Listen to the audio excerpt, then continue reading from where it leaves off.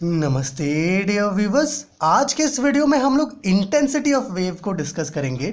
अर्थात हम लोगों ने जब एनर्जी ट्रांसपोर्ट और एनर्जी डेंसिटी को डिस्कस किया था तो वहाँ पर ही हमें इसे इंटेंसिटी ऑफ वेव को पढ़ना चाहिए था, बट एक्चुअली में वहाँ पर ये छूट गया। तो हम लोग क्या कर रहे हैं, एक छोटा सा वीडियो बना रहे हैं ताकि इसके बारे में जो भी थिंग्स है वो आपको पता चल जाए। तो यहाँ पर हम लोगों ने इसका डेफिनेशन लिखा है। क्या है डेफिनेशन? डेफिनेशन है intensity of wave is defined as the total energy of wave passing per unit area of cross section per second when area of cross section is perpendicular to the direction of wave propagation। मेरे प्यारे viewers देखिए, intensity of wave क्या है? ये एक total energy है ना, जो यूनिट क्रॉस सेक्शनल एरिया से पर सेकेंड है ना, जो टोटल एनर्जी पास करता है वही होता है क्या? Intensity of wave. कब?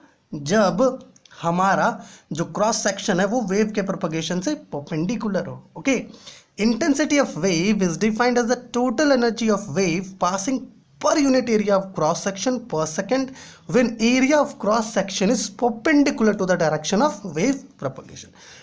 ये जो intensity of wave है, ठीक है, इसे हम लोग कुछ इस प्रकार से लिखते हैं, energy density into wave velocity. Energy density क्या है? हम लोगों ने जब पिछले वीडियो में निकाला था तो हमें क्या पता चला था? हमने देखा था कि एक सिलेंडर है जिसका क्रॉस सेक्शनल एरिया यूनिट है और लेंथ यूनिट है, उसका हमें एनर्जी डेंसिटी इतना मिला था 2 pi square n square A square row. Okay, यहाँ पर एन क्या था? फ्रीक्वेंसी था वेव का।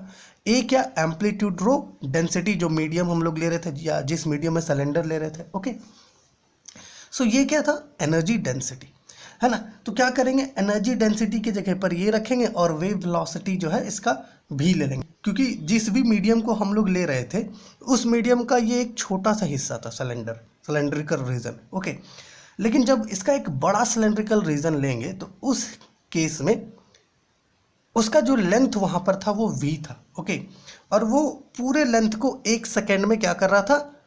वेव क्रॉस कर जा रहा था। सो जो वेलोसिटी होगा, वेव वेलोसिटी होगा उस वेव का, वो v होगा।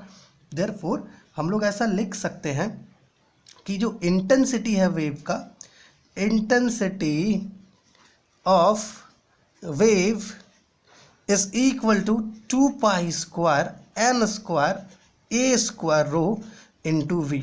अर्थात इंटेंसिटी ऑफ वेव क्या हो जाएगा? 2 pi square n square A square rho we.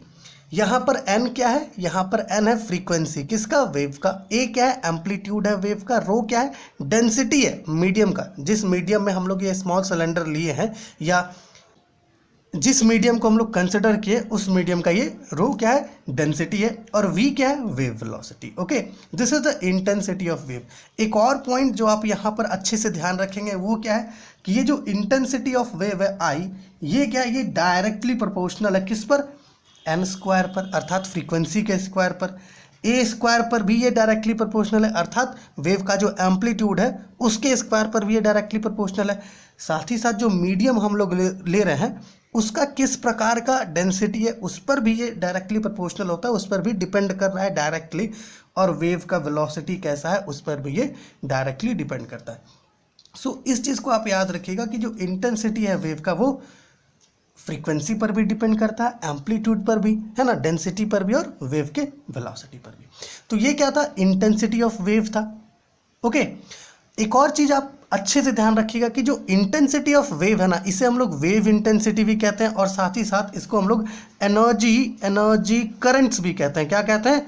Energy current भी कहते हैं इंटेंसिटी ऑफ वेव को। तो ये एक छोटा सा टॉपिक था जो हम लोगों ने पिछले वीडियो में मिस कर दिया था, एनर्जी डेंसिटी जो हम लोग निकाल रहे थे। तो एक और टॉपिक है वो है intensity of wave in terms of pressure amplitude, उसे हम लोग अगली वीडियो में देखेंगे। तो चलिए अगली वीडियो में मिलते हैं। और इसके पहले जो हम लोगों ने एनर्जी डेंसिटी कैसे निकाला था, अगर आप वो देखना चाहते हैं तो आपको लिंक नीचे डिस्क्रिप्शन में मिल जाएगा। जो प्लेलिस्ट है हमारा वेव मोशन का, उसका भी लिंक आपको नीचे डिस्क्रिप्शन में मिल जाएगा, वहाँ से आप देख सकते हैं। और 100% जो वीडियोज़ है वो आपके लिए हेल्पफुल होगा।